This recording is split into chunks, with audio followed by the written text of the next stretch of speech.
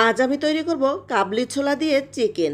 এটা কিন্তু রুটি পরোটার সাথে খেতে অনেক ভালো লাগে। এর জন্য আমি ছোলাগুলোকে 4টা সিসি দিয়ে বেশ সেদ্ধ করে নিয়েছি। এখন চুলায় আমি একটা কড়াই বসিয়ে দিয়েছি, এতে দিয়ে দিয়েছি বেশ কিছুটা পরিমাণ সরিষার তেল আর দিয়েছি সাদা তেল। এখন দুটো শুকনো লঙ্কা, তেজপাতা, গোটা জিরে, পেঁয়াজ এগুলোকে আমি দিয়ে হালকা করে ভেজে নিব। তারপর দিয়ে দিচ্ছি টমেটো কুচি আর সামান্য লবণ।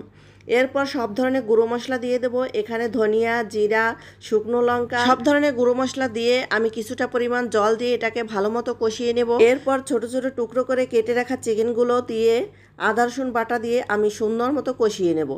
ঢাকা চাপা দিয়ে এভাবে আমি কষাবো প্রায় 10 মিনিটের মতো। তারপর সিদ্ধ করা কাবলি ছোলাগুলো দিয়ে আবারও কষিয়ে নেব 5 মিনিটের মতো। তারপর গরম জল দিয়ে এগুলোকে ফুটিয়ে নেব। ঝোলটা গাঢ় হয়ে এলে ভাজা জিরে আর গরম মশলা বাটা দিয়ে নামিয়ে নিলেই হয়ে যাবে আমার কাবলি ছোলা দিয়ে চিকেন।